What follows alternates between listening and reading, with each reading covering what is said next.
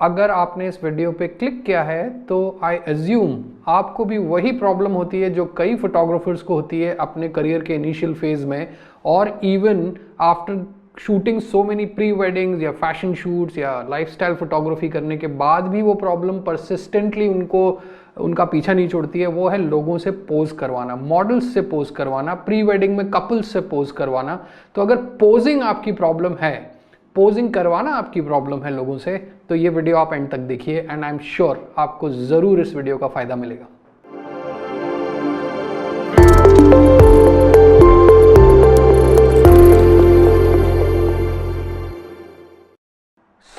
ये जो 5 टिप्स हैं, आई एम श्योर अगर आप इन 5 टिप्स पे ध्यान देंगे पोजिंग से रिलेटेड, तो आई एम श्योर आपको लोगों से पोज करवाने में कोई भी दिक्कत नहीं होनी चाहिए। एटलीस्ट आपको कुछ डायरेक्शन ज़रूर मिल जाएगा।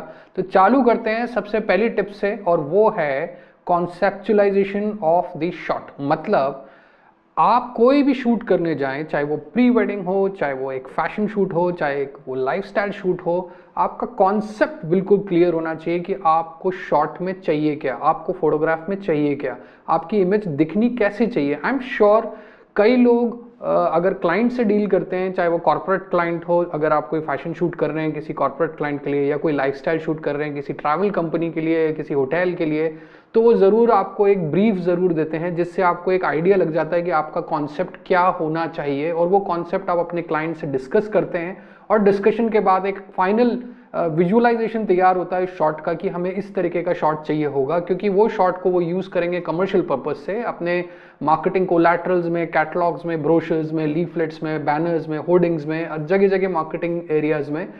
और अगर आप प्री वेडिंग्स की बात करें तो I am sure pre weddings में भी आजकल कपल इतने इंटेलिजेंट और इतने एजुकेटेड हो गए हैं कि वो कई बार फोटोग्राफर्स को ब्रीफ देने में नहीं झिझकते हैं। एंड आई एम श्योर अगर आप एक अच्छे फोटोग्राफर हैं तो अपने क्लाइंट की ब्रीफ ज़रूर समझते हैं और फिर उसी डायरेक्शन में काम करेंगे।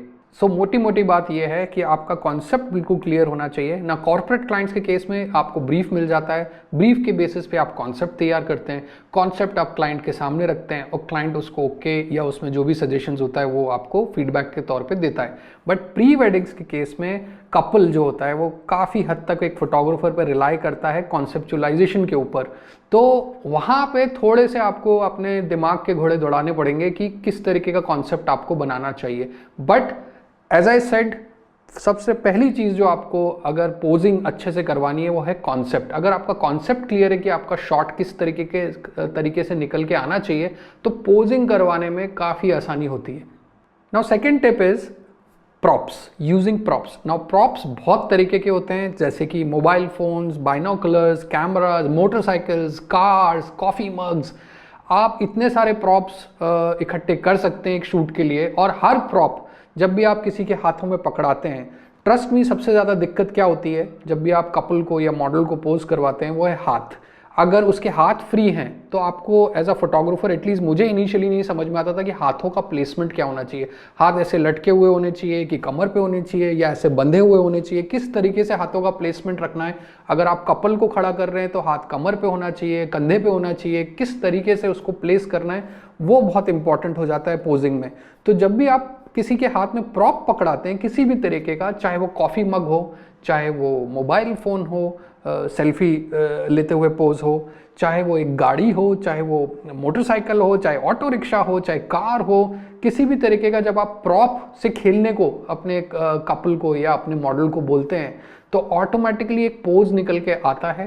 क्योंकि हर इंसान का तरीका चीज़ों को पकड़ने का, चीज़ों को परखने का, चीज़ों को यूज़ करने का अलग होता है। And then during that process you can really pull out some nice candid pictures जो कि आपने खुद ने कोरियोग्राफ करी है। सो हमेशा याद रखिए, जब भी आपको दिक्कत हो लोगों के हाथों को प्लेस करवाने में तो कोई भी हाथ में प्रॉप ज़रूर पकड़ा दीजिए, और प्रॉप ऐसा होना चाहिए जो उस एनवायरनमेंट में जेल कर जाए, ये ज़रूर ध्यान रखिएगा।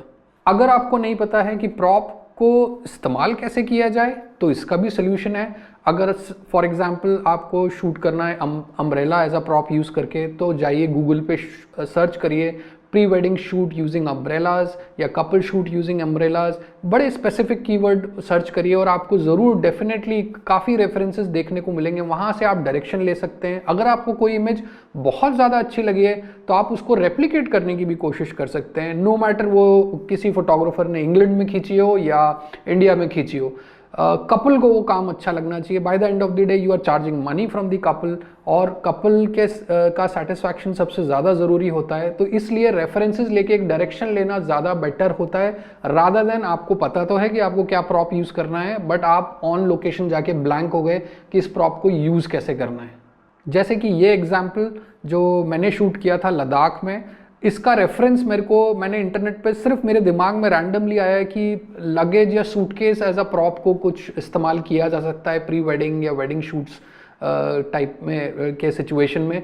तो मैंने गूगल पे सिर्फ सर्च कराया couple shoot luggage, couple shoot suitcases, इस तरीके के मैंने कीवर्ड सर्च कराए। मुझे कुछ रेफरेंसेस मिले, मैंने उनको देखा, उनको थोड़ा और रिफाइन किया। Ladakh as a location already बहुत ही एग्जॉटिक लोकेशन है, बहुत ही बढ़िया लोकेशन है, तो वहाँ पे बहुत ज़्यादा मशक्क़त नहीं करनी पड़ी, एक्सेप्ट कुछ वेदर चैलेंजेस थे, कुछ क्लाइमेटिक चैलेंजेस थे जिनको फेस करना पड़ा। But other than that shot को फ्रेम करने में बिल्कुल भी दिक्कत नहीं, क्योंकि ये शॉट जैसे ही मैंने इंटरनेट से रेफरेंसेस लिए, ये शॉट अपने आप मेरे दिमाग में आ गया और मैंने इस शॉट को अपने दिमाग में एक तरीके से छाप लिया कि लद्दाख जाके सबसे पहले ये वाला शॉट पे हम काम करेंगे। इस शॉट के लिए जो भी हमको प्रॉप्स चाहिए वो हम इकट्ठे कर लेते हैं, थोड़े से वाइब्रेंट कलर्स के सूटकेसेस लेते हैं ताकि अलग से निकल के आए, क्योंकि लद्दाख में बैकड्रॉप में ज़्यादा कलर्स होते नहीं हैं, अबेंडेंट माउंटेन्स हैं, बैरन माउंटेन्स हैं, ब्राउन कलर के, ग्रे कलर के। तो इन तरीके के वाइब्रेंट कलर्स को यूज़ करके इवन जो मॉडल ने यहाँ पे पहना हुआ है वो भी काफ़ी वाइब्रेंट अटायर है। तो इस तरीके की चीज़ों को ध्यान में रखते हुए you can really do wonders by using props. तो आपको पोज करवाने में कोई भी दिक्कत नहीं होगी अगर आपको पता है इस प्रॉप का इस्तेमाल कैसे करना है। फोर्थ टिप है reference from the internet. Now internet is a very nice platform, you just have to write posing wedding shoot, pre wedding shoot poses, और आपको बहुत सारे रेफरेंसेस देखने को मिल सकते हैं। यूट्यूब भी भरा हुआ है इस तरीके के वीडियोस से, लाइक 20 पोजेस इन 10 मिनट्स, इस तरीके के वीडियोस से भी भरा हुआ है और आपको काफ़ी सारे पोजेस उसमें देखने को मिल सकते हैं। मैं क्या करता हूँ, इंटरनेट से जो भी ये पोजेस होते हैं इनके इमेजेस अपने या स्क्रीनशॉट लेके अपने मोबाइल फ़ोन में रख लेता हूँ, एंड देन ग्रेजुअली जब भी मैं कहीं स्टक हो जाता हूँ I refer to certain poses and then I try to replicate those poses, जिससे मेरा काम काफ़ी आसान हो जाता है। So there is no harm in doing that. मैं पहले भी बोल चुका हूँ, I call it as getting inspired learning. Photography is a learning process, और अगर इंटरनेट के थ्रू बाकी फोटोग्राफर्स का काम देख के आपको कुछ सीखने को मिल रहा है, so there is nothing harmful in it, so do it. Internet को हमेशा आप एक लर्निंग प्लेटफॉर्म की तरह इस्तेमाल करेंगे तो आपके काम में ज़रूर आपको हेल्प मिलेगी।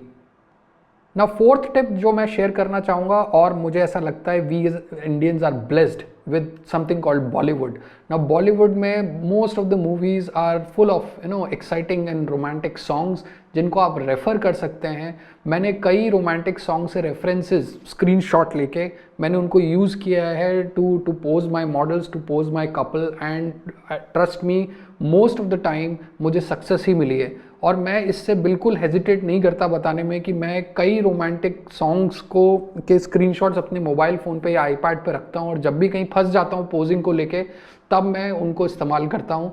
और कई बार ऐसा भी हुआ है कि किसी रोमांटिक सॉन्ग को मैं देख रहा हूँ और उसमें एक सीन या एक शॉट ऐसा आया, एक फ्रेम ऐसा आया जिससे मैं इतना इम्प्रेस हो गया कि मैंने सोचा इसको डेफिनेटली जब मैं इस तरीके की लोकेशन में कोई शूट करूँगा तो इस फ्रेम को ज़रूर इस्तेमाल करूँगा। And there is nothing wrong in it, as I said. आप जब भी रोमांटिक सॉन्ग्स को देखते हैं तो, और अगर आप आज की जो वेडिंग फिल्म्स हैं उनको देखें, every bit of it is inspired by cinema, Hindi cinema. इसलिए आजकल लोगों को सिनेमैटिक वीडियो चाहिए, सिनेमैटिक बी रोल्स चाहिए अपने वेडिंग्स के। So there is nothing wrong अगर आप उसी चीज़ को फोटोग्राफी में भी इस्तेमाल कर रहे हैं। पोज करवाने में कपल से काफ़ी आसानी होती है, खासकर अगर वो स्क्रीनशॉट जो आपके मोबाइल फ़ोन पे है वो उनके फेवरेट स्टार्स का हो, और अगर आप उनको दिखाते हैं तो they also get little pumped up, और उनका भी कॉन्फिडेंस काफ़ी हाई हो जाता है जब आप उनको दिखाते हैं कि we will try something like this and will try to pull out something like this in your pre wedding, और उनका पार्टिसिपेशन और बढ़ जाता है।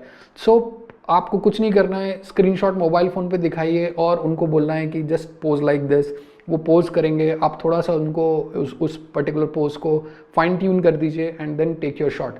It is that easy. Now अगर आप फैशन शूट करते हैं, I personally when I do fashion shoots, not exactly fashion shoots, they are mostly like campaign shoots, उसमें ब्रांड ऑलरेडी हमको ब्रीफ दे देता है तो काम थोड़ा बहुत आसान हो जाता है. बट जब भी मैं फैशन शूट करता हूँ, I love to work with experience models. और मेरा मॉडल सेलेक्ट करने का क्राइटेरिया ये नहीं होता कि वो कितने अच्छे दिखते हैं या कितने एक्सपीरियंसड हैं. मेरा मॉडल सेलेक्ट करने का क्राइटेरिया जो सबसे टॉप क्राइटेरिया होता है वो ये होता है कि वो कितने पोजेस दे सकते हैं मेरे एक बार चेंज बोलने पे. So whenever we shoot with professional models, it should be like कि I am looking through the viewfinder and I am just taking pictures ठक ठक ठक and I am just calling out change, and moment I say change, model should change the pose. So अगर मेरे हिसाब से एक professional model की पहचान है कि जितनी बार फोटोग्राफर चेंज बोले वो उतनी बार पोज को चेंज कर दे. अगर वो इफिशिएंटली और इफेक्टिवली वो कर पा रहे हैं, चाहे मेल हो चाहे फीमेल हो, definitely you should work with those models. That will make your task for posing lot more easier.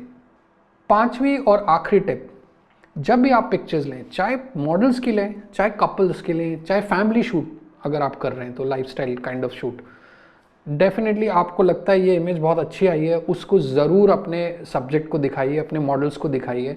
इससे होता ये है कि आपका इंटरेक्शन उनके साथ बढ़ेगा और वो भी आपके फुटप्रिंट्स पे चलने लगेंगे, आपके विजन पे चलने लगेंगे. जब जब आप उनको पिक्चर्स दिखाते हैं तब तब उनका कॉन्फिडेंस भी हाई होता है, ये हमेशा याद रखिए. तो ऐसा नहीं होना चाहिए आप पिक्चर्स खींचते जा रहे हैं और खींचते जा रहे हैं और जब भी कोई पूछे हमें पिक्चर दिखाइए, आप बोल रहे हैं कि लेटर ऑन शूट के बाद दिखाऊंगा, एडिट करके दिखाने का आपका मन है. But don't do that, just keep showing them pictures. अगर आपको लगता है पिक्चर दिखाने लायक है, definitely show it to them. That will definitely create the entire environment little more positive. और फिर कपल का भी और मे बी मॉडल्स का, जिनके भी साथ आप काम करें, उनका पार्टिसिपेशन और बढ़ जाता है आपके शूट में. And then gradually they also start suggesting you something what looks good on them, what kind of pose look good on them. और वो भी फिर एक्सपेरिमेंट करना चालू कर देते हैं, which makes the entire shoot lot more positive. And जितना ज़्यादा पार्टिसिपेशन होता है उतना ज़्यादा मज़ा आता है पोजेस बनवाने में. सो आई बिलीव आपको ये वीडियो अच्छा लगा होगा. अगर अच्छा लगा है तो लाइक करिए, शेयर करिए, सब्सक्राइब करिए. I will be back with one more exciting video pretty soon. Until next time, bye for now.